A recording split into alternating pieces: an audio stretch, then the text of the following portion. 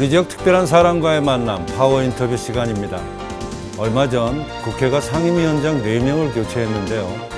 그중에서 오늘은 행정안전위원장으로 새롭게 선출된 전혜숙 의원과 의정활동 이야기 나눠봅니다.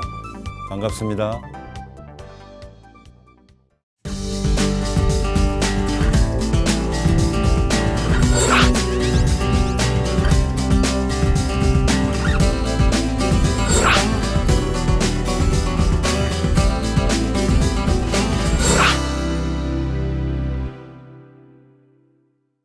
의원님 바쁘신 중에도 이렇게 출연해 주셔서 다시 한번 감사드리다는 말씀을 전해드리고요. 우선 저희 시청자분들한테 인사 말씀 좀 부탁드리겠습니다. 예, 먼저 파워 인터뷰에 초대해 주신 데서 감사드립니다. TV로도 시청자 여러분 안녕하십니까?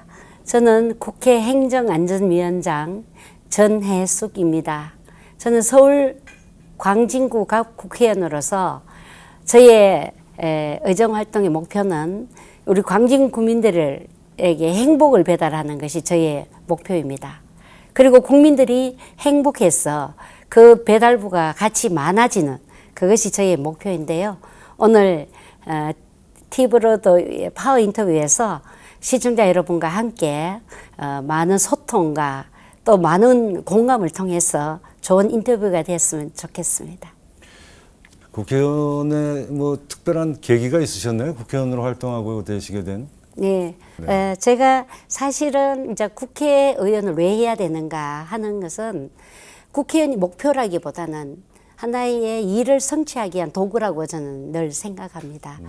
그래서 제가 예전에 1994년도, 3년도 이럴 때 저희들이 한약파동이 일어났습니다. 네. 그런데 보니까 정부가 분명히 올바른 정책을 해야 되는데 정부가 올바르지 않은 정책을 이끌어 가더라고요. 네. 아, 이거 왜 이런가? 왜 정치나 행정이 국민들이 생각하는 그런 올바른 방향이 아닌데도 이렇게 엉터리로 갈 수 있는 이런 부분들이 있구나 하는 것을 그냥 하나의 작은 국민으로서 느끼면서 아, 이거는 정말 바로 잡아야 되겠다 하면서 그 바로 잡을 때 제일 먼저 국가를 향해서 잘못했다고 이야기하기 전에 나 자신을 반성하고 내가 뭔가 국민들에게 다가가지 못한 것이 아닌가 하는 자기 발전을 위한 자성 이런 것도 같이 하면서 이 정치 쪽에 가까이 가게 된 것 같아요. 그렇게 하다 보니까 저는 그 일들을 하다 보니까 어느 날 국회의원까지 오게 된 거예요. 정책을 개발하고 그 정책을 정부에 건의하고 또 주민들과 함께 뭔가를 만들어가기 위해서 같이 상의하고 하는 이 과정이 바로 정치의 시작이었다고 그렇게 생각합니다. 그렇군요. 네. 의원님 하면 오뚜기라는 별명이 있다고 그런 네. 말씀들을 많이 해주시는데 아마 19대 때 공천을 못 받으셨고 네. 20대 때 다시 입성을 하셔서 그런 별명이 생기시지 않았나 생각이 듭니다. 어떤 말씀을 해주실 수 있을까요? 19대 때는 누구보다도 공천을 제일 먼저 받았습니다. 아, 그러셨나요? 받았는데 네네. 한밤중에 네. 도둑 맞았죠. 아, 네네. 예.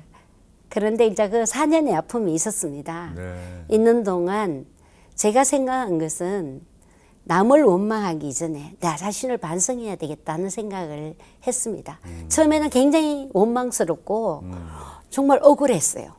억울해서 나중에는 잠도 못 자고 네. 밥도 못 먹고 정말 이렇게 꼬장이처럼 바짝 말라서 힘들었어요. 네. 그런데 어느 날 제가 생각해 보니까 좀 더 내가 겸손하지 못했구나. 내가 많이 부족했구나. 네.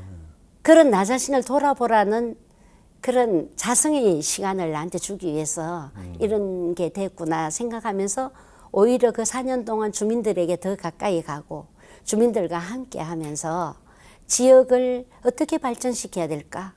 정말 주민들이 원하는 것은 무엇일까를 함께 연구하고 함께 손잡고 눈물도 흘리고 같이 웃기도 하고 이런 좋은 시간을 가진 것 같아요. 그게 20대 들어오는데 큰 밑거름이 됐거든요.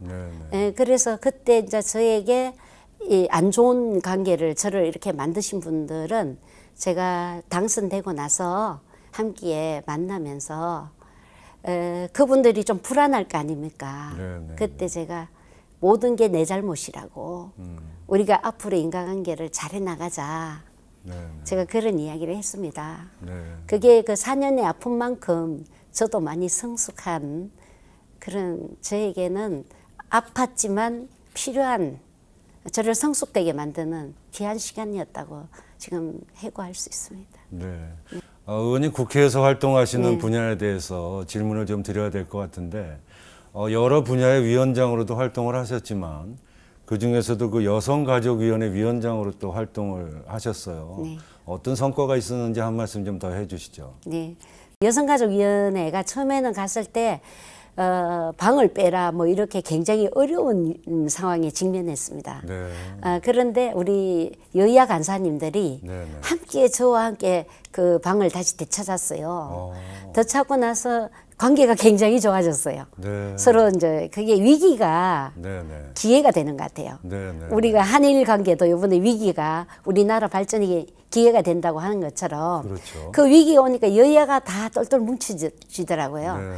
그래서 그 당시 이제 미투라는 미투 운동이 진짜 세계적인 물결을 타고 우리나라에 또 왔지 않습니까? 네, 네. 그래서 우리 광화문 광장에 매일 여성들이 뭐 2만에서 4만 명 정도가 미투 때문에 거기서 굉장히 그 항의 운동을 많이 하시는 그런 상황들이 발생했습니다. 네, 네. 그때 우리 여야가 힘을 합쳐서 미투 법안 23개를 다 통과시켰습니다. 법안이 이때까지 국회 생기고 그 상정된 법안이 한 건도 탈락되는 것 없이 다 통과된 건 이번이 처음일 겁니다. 아, 그렇습니까? 예. 네. 그걸 단일 원포인트로 했는데 23개 법안이 다 통과됐습니다. 그래서 제가 나중에 데이터를 보니까 여가위가 제출된 법안이 총 360건이에요. 네. 거기에서 164건을 처리해서 50%에 가까운 법안 처리 기록을 제가 이뤘습니다. 네. 예. 그래서 상임위 전체로 봤을 땐 두 번째로 높대요. 저도 깜짝 놀랐습니다. 그게 서로 여야 없이 협치를 하니까 이런 게 생기더라고요. 네, 네. 그래서 또 우리 여야 의원들이 이 성폭력, 네. 성차별, 또 디지털 성폭력을 방지하는 데는 또 한마음으로 모두 같은 목소리를 냈습니다. 네. 그러니까 여성가족부가 생기고 최초로 예산이 1조를 넘겼습니다. 아, 그렇군요. 예. 그래서 대통령께서도 청와대 가시니까 여성가족부가 1조를 넘겼습니다. 이렇게 한 게 바로 이런 아름다운 협치의 모습이었고 네, 네, 네. 한 마음으로 이 가족을 생각하고 여성의 아픔을 함께 느끼는 그런 문제들. 그리고 또 지금 저출산으로 굉장히 나라가 어렵지 않습니까? 네, 네, 네. 그래서 이 저출산과 아이들 키우는 문제 이런 거에도 우리가 같이 다 예산을 대폭 확대를 시키는 정액시키고 이렇게 했습니다. 의원님 그 미세먼지 대책특별위원회에서도 활동하셨고 또 보건복지위원회에서도 활동을 하셨는데 어떤 말씀을 더 해주실 수 있을까요? 그 미세먼지 특위위원장을 맡고 보니까요, 모든 미세먼지와 관련된 환경 관련된 법안들이 통과되지 않고 환경노동위원회에 그냥 계류된 지가 오래됐더라고요. 네. 그게 가만히 보니까 우리나라 경제 발전이 우선이지 않습니까? 그렇죠. 우리가 과거에 춥고 배고프는 시대를 지나올 때는 환경을 이야기하면 너 배부른 소리 하지 마. 이렇게 했단 말이에요. 네, 네, 네. 그래서 이 환경에 관련된 위원회가 굉장히 왜소하고 위축돼 있더라고요. 근데 우리는 산업 발전이 우선이지 않습니까? 네, 네. 그런데 이게 산업 발전을 우선으로 하다 보니까 이제는 국민이 숨 쉴 수 있는 그런 권리가 다 뺏기고 있는 거예요. 숨을 쉴 수가 없는. 그 영국 같은 데도 이 스모그가 굉장히 오래되면서 40일간 지속되면서 많은 사람들이 사망하고부터 미세먼지에 대한 정책이 나왔다고 하거든요. 네, 네, 그렇죠. 우리도 얼마 전에 일주일간 이 스모그가 시작됐지 그렇습니다. 않습니까? 네, 그랬었죠. 그래서 제가 보니까 언론의 힘이 너무 중요한 거예요. 그래서 제가 현장 가겠다. 네. 그리고 언론도 같이 가자. 네, 네. 나는 힘이 없으니까 언론에서 현장을 보시고 보도를 해주시면 국민들이 이 여론을 힘입어야만 이 법안들이 통과될 수 있을 것 같습니다. 네. 언론에서 도와주시고 하고 이제 현장 위주로 가기를 시작했습니다. 아, 그러셨군요. 예, 네. 그래서 이제 언론에서 계속 미세먼지 이야기를 해주셨거든요. 네. 그때 미세먼지, 초미세먼지 이런 걸 언론에서 이제 말하기 시작했습니다. 네, 네, 네. 그 기점으로. 네. 그래서 우리가 일기예보 할 때 오늘은 미세먼지가 얼마 기준이고 초미세먼지가 얼마 기준이다. 이런 걸 하게 되고 그다음에 이 수준을 올리는 데 따라서 산업계 비용이 엄청나게 부담이 됩니다. 네. 경제적 비용이. 네, 네. 그런데 우리가 OECD 수준까지는 못 가고 있어요. 굉장히 최저로 하고 있어서 그 수준을 조금 올렸습니다. 네. 조금씩 올라가고 있습니다. 그래서 그러면 WHO 기준은 이런데 현재 우리나라 기준에서는 이렇습니다를 이제 방송에서 하기 시작했습니다. 네. 그리고 국민들이 초미세먼지야? 나빠?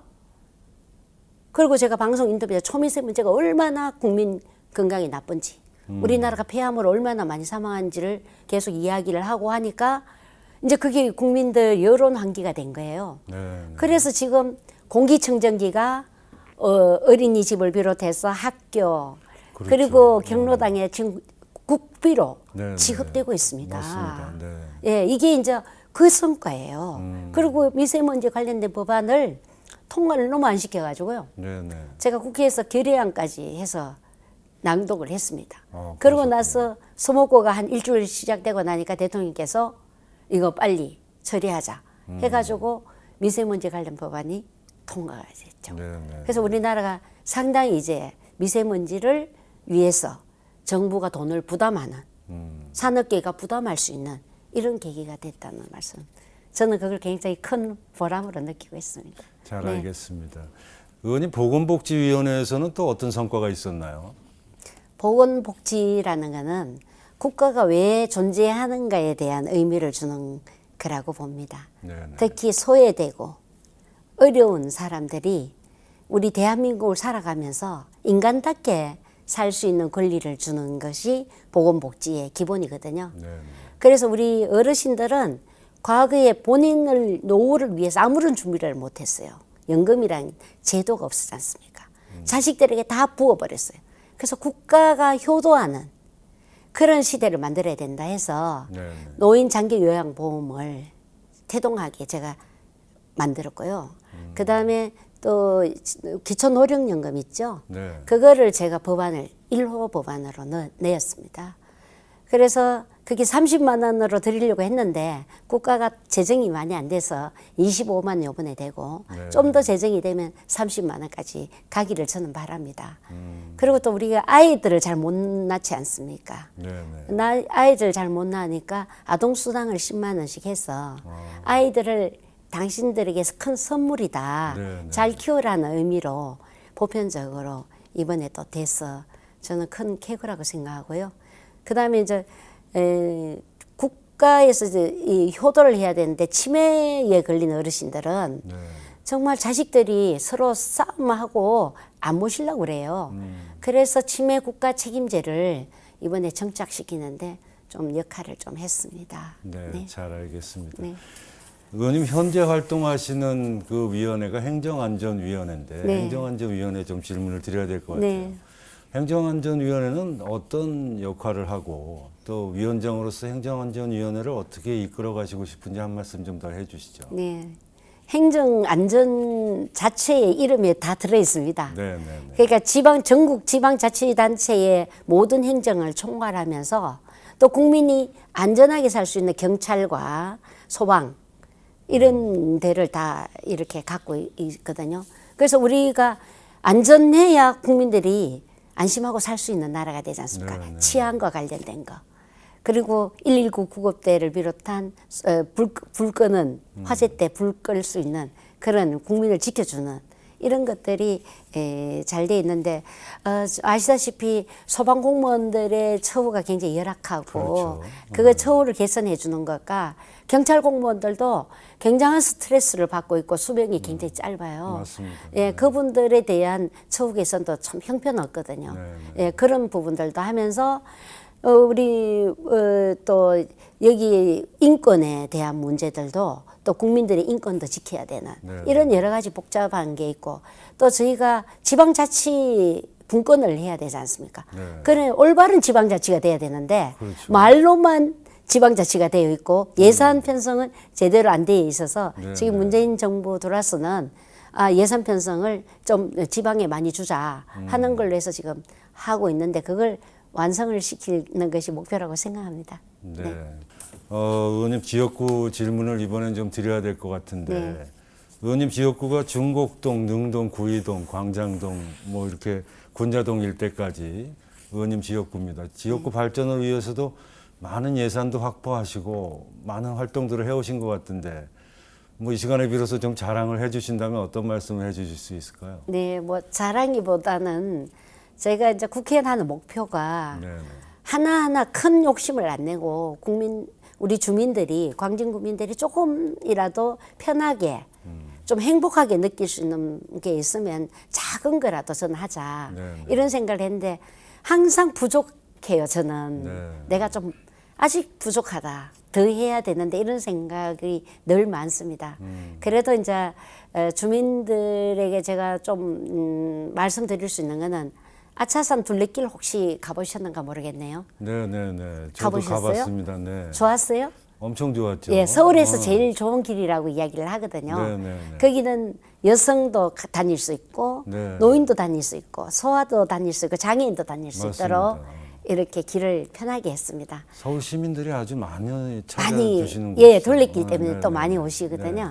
그걸 제가 만들었거든요. 아, 그러셨군요. 예, 원래는 저희 지역으로 안 돼 있는 걸 네. 그 박원순 시장님 찾아가서 이 강북에 열악한데 이런 데를 해줘야 된다 네, 네, 해가지고 제가 받아서 해마다 예산을 거기 편성해서 네. 길을 조금씩 보강하면서 내고 있습니다. 네. 그래서 아차산 길 많이 이용해 주시면 네, 고맙겠습니다. 알겠습니다. 예, 그 외에도 의원님 지역을 위해서 또 많은 일들을 하셨죠? 네. 그 다음에 이제 제가 중요하다는 게, 제가 행정안전위원장 오려고 그랬는지는 모르지만, 네. 광진경찰서를 신축하는데 제가 역할을 했거든요. 아, 네, 그러셨군요. 예. 그래서 광진경찰서가 굉장히 열악했어요. 네, 시설이 아주 노후화됐었죠. 네, 전국에서, 뭐, 서울에서 보면 광진경찰서 사건, 사고 굉장히 많습니다. 네, 네, 네. 굉장히 많은데, 거기 오면 민원인들도 너무 복잡한 데서 열악하게 그 조사를 받아야 되고 민원을 제기해야 되고 또 특히 여성 청소년 관련된 것도 굉장히 열악해요. 그래서 제가 이번에 광진경찰서 짓게도 해줬지만 네. 이번에 새로 지을 때 신축 예산에 제가 돈을 좀 더 보탰습니다. 좀 더 보태서 여성 청소년들이 와서 인권 보호를 받으면서 네, 네. 트라우마가 생기지 않도록 그 할 수 있는 시설을 더 보강하고요. 민원인들이 왔을 때 쾌적한 환경에서 할 수 있도록 하고요. 네. 강당을 좀 더 보강해서 민원인들, 우리 주민들이 강당을 더 활용하고 있고요. 외국에서 한국에 오면 우리 광진경찰서를 잘 돼 있는 대로 해서 그냥 순방할 정도로 그렇군요. 예, 관광지처럼 네, 네, 이렇게 네, 와서 네. 보고 갈 정도로 네. 좀 만들어놔서 저 나름대로는 제가 행정안전위원장 오려고 경찰서에 이렇게 투자를 했나 하는 느낌이 들 정도로 예, 그러시군요. 전 보람을 느끼고 있습니다. 네. 의원님 아이들 교육 문제에 대해서도 많은 역할을 하고 계신 걸로 알고 있습니다. 어떤 일들을 소개해 주실 수 있을까요? 예, 그 아이들 교육 환경 굉장히 열악합니다. 네, 네. 그래서 제가 시군들하고 학교마다 다 찾아갔어요. 아, 찾아가서 교장 선생님께 뭐가 필요합니까? 네, 네. 뭘 바꿔야 될까요? 네. 이때 바꾸지 않으면 안 되겠다 싶어서 갔는데 20년 됐는데 우리 아이들이 계속 크고 있잖아요. 그렇죠. 근데 책걸상이 20년 전에 책걸상이라서 맞습니다. 아이들이 공부하는데 이 신체적으로 굉장히 안 좋아서 네. 그 책걸상 교체를 해줬고요. 그다음 PC가 우리가 지금 우리나라가 얼마나 이게 정보에 앞서가는 그런 나라인데 삼성전자가 세계 1위인데 PC가 너무 노후됐어요. 학교에 그것도 있는 PC. 예, 그 학교에 있는 PC도 또 교체를 해주고요. 네. 보행 안전을 위해서 보행 안전 구역도 저희들이 만들어드리고, 그리고 화장실도 또 너무 20년 전, 30년 전에 아, 화장실이에요. 그렇군요. 그래서 그것도 저희들이 또 교체하고 네. 창호가 안 좋아서 여름과 겨울에 바람이 이렇게 돼서 이게 뭐 온도 조절이 안 되는 거예요. 그것도 저희들이 좀 해드려서 가급적 아이들이 또 운동장에 미세먼지가 많이 나는 바람 흙먼지가 일어난 데는 인조잔디도 깔아주고 그런 걸 좀 했습니다. 네, 알겠습니다. 의원님 그 주민들의 또 요구사항 중에 하나가 전선 지중화 사업이 있었던 것 같습니다. 네네. 그와 관련돼서는 또 어떤 일들을 아마 해주셨는지요? 예, 강진구가 제 지역이 전선이 막 전부 다 너무 이렇게 많이 있어서 네. 주차난도 힘드는데 전봇대 때문에 더 많은 보행과 또 이 주차에 대해서 힘들어졌어요. 네. 그래서 어떻게 해서 제가 국회 나는 동안에 이 전선을 지중화시키자 네. 이렇게 해서 지금 3개 단계를 하고 있습니다. 아, 예, 그렇군요. 그게 뭐 한 번에 예타를 받으려면 힘들어서 네. 3개 단위로 끊어서 신성시장을 비롯해서 아, 예, 예, 그래서 이렇게 쭉 지중화 사업을 진행하고 있습니다. 지금. 그러시군요. 네, 네.